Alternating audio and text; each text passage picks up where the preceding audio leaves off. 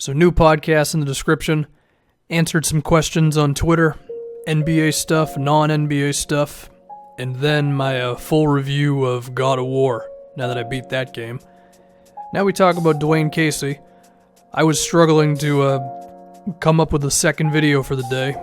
And then this happened, so now this becomes the first video of the day. Dwane Casey fired by the Toronto Raptors after being there for 7 years. In my video where I talked about what do the Raptors do after being eliminated, I suggested the idea of firing Casey under the idea that the guy that you could then get would be better than him, because I think Casey is a good coach, a very good regular season coach, but also a guy who time and time again has made questionable decisions in playoff series.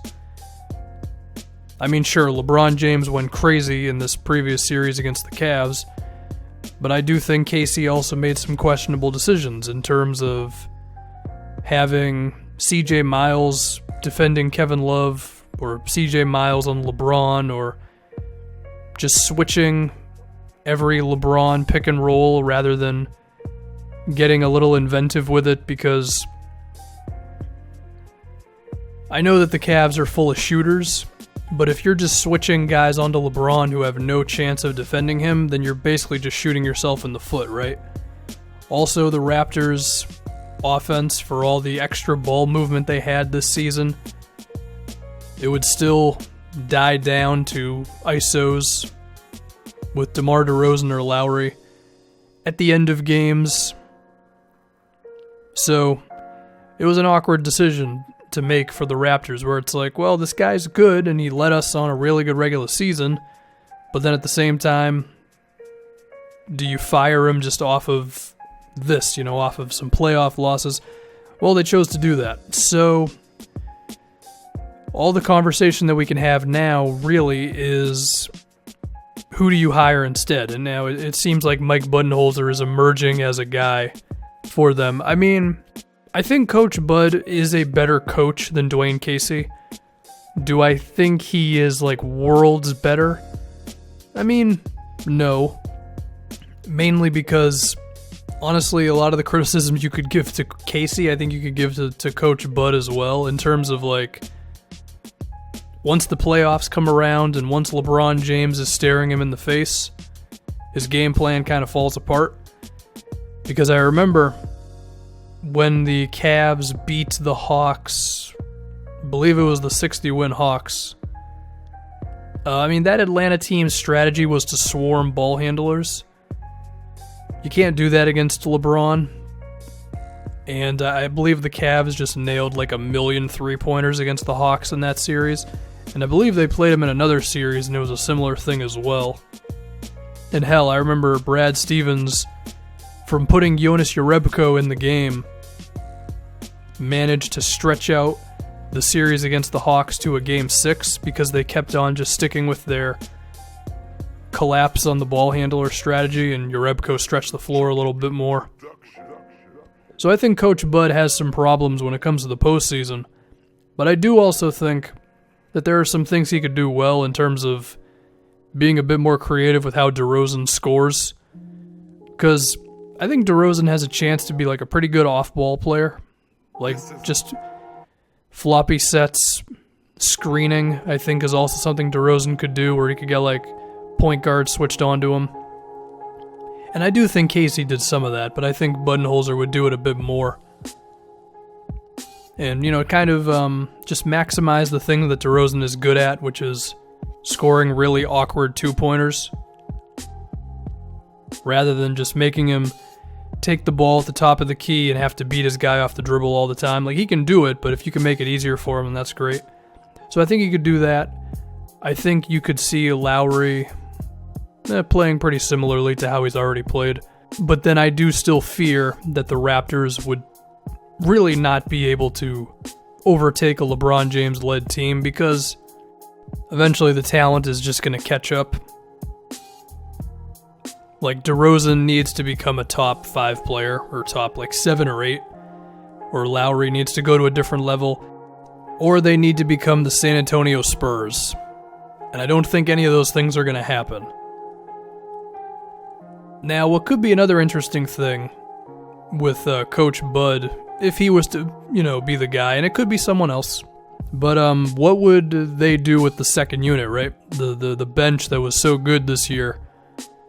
Would they think that Pirtle should be starting over Valanciunas because he can be a better defender? Hopefully. I mean, I thought he was pretty okay in the regular season, but he was not very good in the playoffs, so we'll have to see there. Do they think that Siakam should be playing more minutes, Ibaka less minutes? Because I do think eventually Siakam is going to surpass Ibaka here, and it could happen this upcoming season. I don't know. Will Fred VanVleet play more? What's going to happen with DeLon Wright? I don't know. A lot of interesting things with this Raptors team. Another interesting thing is also, is this the only thing that Masai Ujiri is going to do for this team, right? You fire Casey, and is that it? Like, are you just going to keep the roster the way it is, or is he going to get kind of aggressive with this team? I mean, I do trust him to make the right move because he's made a lot of great moves for them in terms of trading Bargnani and getting a first-round pick. That was also maybe the worst move the Knicks could have made. He managed to get Rudy Gay out of there. And, he's drafted well and all that. Would he get a little extra antsy with this team and trade away one of these young guys for someone who can help them out a bit more right now? As far as who that player may be, I don't know. Ultimately, I don't think he would, because I feel like he's really good at seeing the bigger picture and not overreacting and realizing that, yeah, like, I can maximize how good this team can be, but ultimately we're not going to beat LeBron and these guys. But the other interesting thing is you don't know what's going to happen with LeBron this offseason, right? So if LeBron leaves to the Western Conference, which I don't think is totally a sure thing. I mean, the guy's just been running the East for however long at this point, and the West is significantly more difficult, of course. But, if he and Paul George and whoever else were to end up on the Lakers, then that definitely opens it up a bit more for the Raptors. Now, of course, the Celtics with Kyrie back and Hayward back and Philly getting a year better and all that, yeah, it would still be kind of tough for them, but it would be easier. So that's something that we should watch out for. I don't know. I mean, I feel like this is like the conservative reset, I think, for the Raptors. Because they could have gone crazy, and they could still go crazy, I guess, and look to move Lowry or DeRozan, but I've already said I don't think they should do that. Then this is kind of like the other thing that you can do.